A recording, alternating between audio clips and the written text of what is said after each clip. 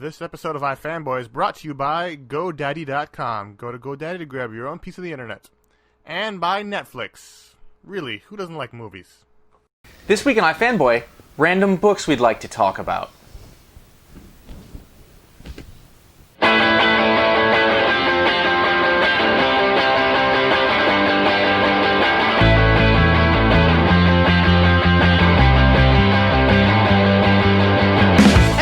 Welcome to iFanboy. Hi. Hello. We're an internet-based TV show where we talk about comic books, and we come from the website iFanboy.com, where we love to chit-chat about the comic bookins. I'm Ron. I'm Josh. I'm Conor. You're hung up on the chit-chatting about the comic bookins, aren't you? Yeah, it's a little bit folksy for you. Yeah, a little. Well, I was trying to go with your shirt. Yeah, well, thanks. And me. And you, yeah, I'm odd with that. Well, normally you might know we have a weekly audio show. We talk about all the new releases and everything that comes out that week, and so we like to come on the video show and talk about older stuff that we buy irregularly, stuff that doesn't fit into the weekly. Irregular. I go and I buy the books and they're slightly oblong.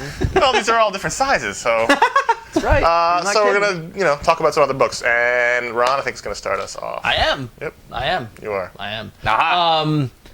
Yes, we've done this. We've done a couple of these kind of from the vaulty kind of episodes, and I thought I'd go with an old favorite of mine, which is the first volume of the trade paperback What If from Marvel Comics, Right. And it's actually What If Classic.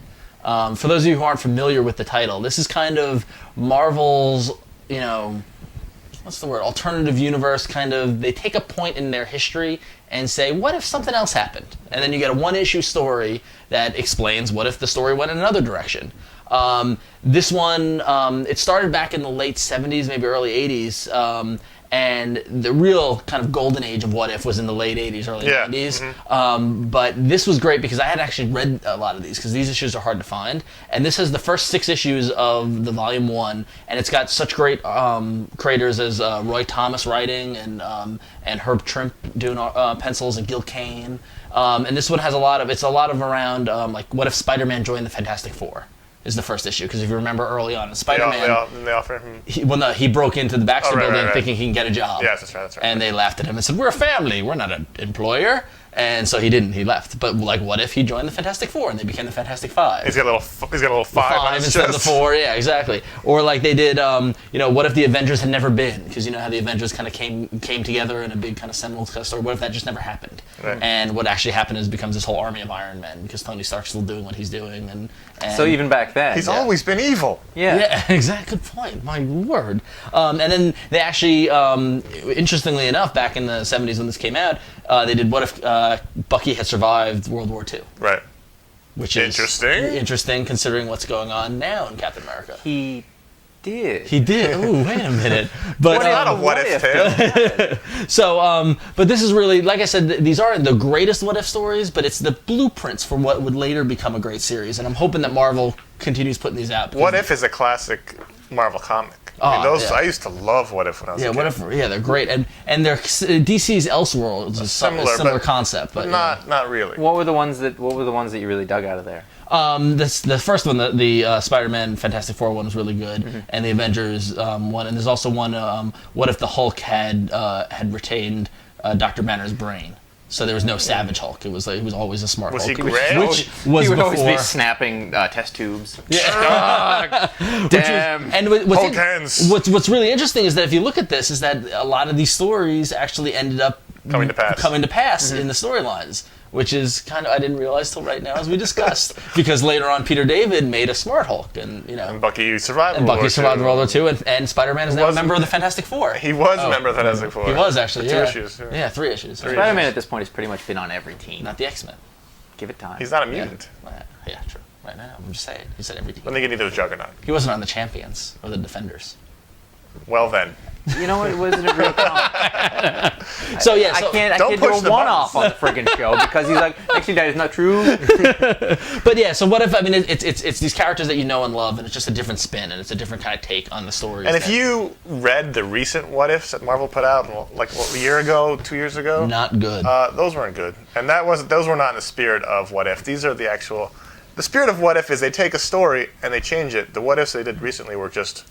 we'll just put the Punisher in old-timey Chicago. And what was great... Which isn't the what if... My problem with the what ifs now were I think that was just a regular Punisher issue. Well, you know what I mean, but that's what they did anyway. But the most recent what ifs were like, what if, House of M never happened? Yeah. And like part of the magic of what if is that they take a story that happened years ago and bring it back to the forefront. And it's like not like what if I got roast beef yesterday for lunch? Like that's kind of boring. Like House of M just happened. We don't really know exactly what the ramifications are. Yeah. But what's interesting, like Klaus Janson worked on this book. A lot of early names in Marvel. But what was true to this what if that the current what if isn't is that it always started with the Watcher, or Uatu, as he's known, saying, the Watchers watch the universe, and sometimes we ponder, what if something else happened? And it was all kind of, that kind of, like it was a Watcher kind of exercise. And usually it ends in tragedy. Yeah, usually it ends with saying that what happened was the right thing to happen. Yeah, because the what if story ends with people dying or the world being... Because otherwise it'd be like, and look how happy everybody was afterwards. Why didn't we do that? Well. Yeah, so What If Classic Volume 1 from Marvel, check it out. I am going to go in a completely different direction than that. Totally. We're going to talk about Clumsy by Jeffrey Brown. This is it's an indie comic, actually from Top Shelf. But when you look at it, he was a one-man operation. Yeah. I got these from the Top Shelf booth a few years ago. Actually, my wife bought them. So they sold them on them. Like, you should read this, and kind of flip through it. Basically, they're indie autobiography relationship comics. There's 3 of them. It's about him meeting this girl and having a sort of a long distance relationship. It actually says at the end it takes place over the course of about a year, and he wrote it right after that. Like they broke up on July 14th. He started drawing it on July 3rd, ended drawing it July 3rd 2000, and ended on. So he wrote it like over the course of the relationship. But at the beginning, all the happy strips, they were still going out and happy. Yeah. And it gets dark. And like at the end, like that it's really bitch. Sad. But one of the I've got something on that later. All right. It's gonna be it's interesting. And one of the things is they're really, really simple. And if you look at the artwork. This guy went to art school. He's an artist. He's been working for a while. But like the artwork is incredibly simple. The pages are like there's 6 panels on every page. They're all like hand drawn. It doesn't seem like he ruled them. Well, you know what? It's and I said this when I first looked at it. It's simple, but at the same time, there's artistry to it. It is, you can totally see that there's skill. And it works because the fact is, as you read through it, the simplicity of it actually it speaks to the it's really raw. He's incredibly vulnerable in these. Like he's saying exactly what he felt, and he's showing you at sort of his worst moments. You know those moments like if you're with your significant other and one of you hurts the other one's feelings without meaning to, and you don't realize why, and you're mad at them, and like there's just those quiet moments that you're not talking to each other and stuff like that. And he does that really, really well. And as you go through these, for the most part, you're going to relate to some of this stuff, and it has a lot to do with sort of young love. When you're in your late teens, early 20s, and it's pretty graphic. They're having the sex. I mean, that's all in there. But it's like teenage kid sex, where like they're being kind of goofy about it because it's still new to them, and and just being cheesy. Like we should do that again. That was great. It was amazing. But he draws himself as kind of a wuss bag. Like I'm not kidding. Like he's really. Like this seems to be a common trait amongst the autobiographical. It's really, really along the lines. It's a very stereotypical what you think of an indie relationship comic. However, it should be said, it's so honest. It's so honest and real that there's definite value there. He's done a lot of other work for Top Shelf mostly. He recently directed a video from Death Cab for Cutie. Very cool. Your Heart is an Empty Room, I believe. So he's got some cred. He's definitely there. I also have this, which is Be a Man. And that's a great title. It's basically a what if he wasn't a big wuss in all these. Oh, that's great! Look at the link. No, yeah, no. That's genius. And so what it is? Plan that. This is a couple years after he finished it, and he's like, I was really a wuss in that. And so in here, she breaks up with him, and instead of going, that's okay, and hang it up, like the last line is "fuck you," and he hangs up. So like, it's a little mini comic. That's awesome. Of if he, and it's incredibly misogynistic and horrible because he's not like that. But like the covers, I have conquered you, woman, and it's Like, and you have to read that after you read this one, because in this he's just laid himself bare and like really shown you all of his heart, and in that one he's just like this. It's the ultimate revenge comic. It's like, so everyone. My God, it's like they're in bed and he's like feeling her up and she goes, Jeff, I can't. And then he 2 beats and goes, oh, come on, baby, you know you want to. Right. It's Well, in the actual one, like, it's like, no, that's okay, and they roll back over. That's one of the things, is these are all little vignettes. Right. There's an overall story to them, but what will happen is it's just like one event of a day, and they don't necessarily have an ending, or it'll just like it'll end in sort of a weird silence or something like that. And this is if he had gone and been a man. now, this is funny and very silly. This is really good. He's done some other. There's a trilogy of these kind of books where he did over a few years. Yeah. Good pick. I'm going to borrow that. Nice. That's okay.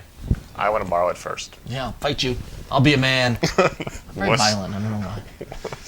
I went with a. I love historical crime fiction, real non-fiction, and fiction, and everything in between. Occasionally, romance. And then sometimes sports. Other times I like a the shoot 'em video up. games. Yeah. A crime game. The other day I had a pizza. It was delicious. And then I had cake. Every once in a while, an animation in there. All right. I picked Union Station, which is a true crime book from Andy Parks, who you might recognize as a well-known inker. Yeah. Of Kirkman's. He inked Green Arrow yeah, I did and a bunch of books. He's Phil Hester's the guy. Yeah, he does Phil Hester's stuff. Yeah. Irredeemable Lampman, Green Yep. Arrow. Yep. So he wrote a little crime novel for Oni. Look at the inker who thinks he can write. Yeah. Arts by Eduardo Barreto, and he's also, like a famous name in the business. Yeah. This is the story of the 1933 massacre at Union Station in Kansas City, which begat the FBI.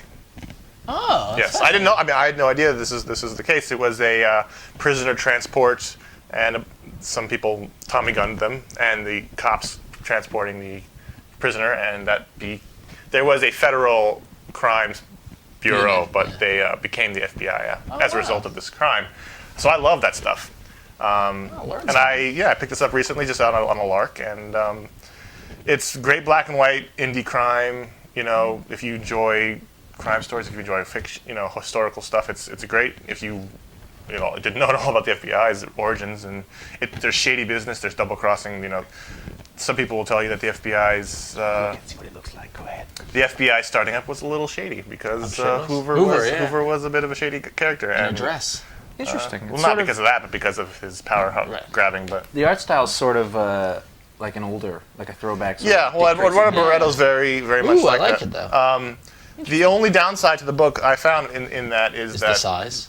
well, no, is that it is. It is. Mine is small. Look at that. Someone's a big man on campus, and I see. Be a man. Barreto's. It's a bunch of guys in fedoras and suits and coats. So at times, and there's like 2 blonde characters, and they both have the same kind of hair. So at times I was like, wait, is this the reporter or is this the cop? Like, and then you have to figure it out. And that was a bit of a failing of the book, but it was a good story. And then at the end, Parks goes through and Oh, the annotates. From Hell, Yeah. he annotates all the pages and tells That's you awesome. where he got them from. He goes actually way more in depth in the annotations about the mystery, because they don't really know who shot the guys at the. What happened? It's not really important. Yeah. I don't even know what you're talking about. Well, it's a murder. It's been spoiled. They end up arresting somebody and prosecuting them and executing them, but Andy Parks contends that they weren't the actual killers. And so there's a lot more of the mystery in the annotation, so it's almost as fun as. Do you think there's a room somewhere, like it's smoky, and there's a guy at the FBI, and he's like, "This Parks guy's gonna have to be rubbed out." Parks has a file, that's for sure. But I love crime fiction, just kind of in the vein of, if you like Torso, this would be a good book for you. Cool. I'm gonna borrow that too. Yeah, so it's definitely off the beaten path if you're interested in something new. Very cool. Very Which cool. is why we do these shows. Yes, Yeah. exactly. So hopefully you'll check these out. These are some favorite books of ours. But before we head out, let's give a little shout out to our sponsors. Netflix. We are happy to have Netflix as a sponsor. They, if you go to www.netflix.com/iFanboy, it's important you put all that in. You get, what's the deal? You get a free 2-week trial, and they start Free 2-week trial. $4.99 and up. You can rent DVDs. You rent DVDs, you put them in a big list, they send them to your house, you keep them as long as you want. No late fees. No late fees, you send them back. Yep. All via the mail. You should watch all of an old show. Yes. Oz. Fun for that. Yeah. Yeah. Or- watch Oz. or- That's my fault. Or like get Freaks Prime and Untouchables or the something. Untouchables. Like that. Yeah, I was gonna say Untouchables, or the show that inspired the Untouchables. What was that called? Yeah, the Untouchables, I think. Yeah, I think it might have been called the Untouchables. Yeah. So yeah, so I don't believe that's on DVD though. www.netflix.com/iFanboy. And what's our other sponsor? The other sponsor is GoDaddy.com, where you can go to get domain names and build websites and have them host your sites and do all sorts of stuff like that. I wonder if anyone has whatif.com. I bet you can go there and check. If you go to GoDaddy.com, you're miming again. I was gonna go to the keyboard. He can't stay off the computer. It's amazing. It's like I'm Go to trying to GoDaddy.com and enter the coupon code iFanboy and you get 10% off your entire purchase, which can be quite valuable. Yeah, so get your domain names. They can host it for you, email, all the fun stuff. So If you want to send us an email about these books or other books or just anything in general, you can write us at contact@ifanboy.com and tell us what you think. Or you can give us a call on our voicemail line at 1-888-FANBOYS. That's 1-888-326-2697. We'd love to hear from you via the phone. And of course, this show is going to be up on ifanboy.com, and you can go there and talk about this show or any other discussions that we have. You can listen to our weekly audio podcast, which comes out on Sunday nights, where we talk about the pick of the week and other books from the week. And there's all sorts of stuff going on there. So check it out. Get to the forums through there. And check out these books. Let us know what you think. Hopefully you like them. And I'm going to borrow these. I'm going to borrow these. No, me first.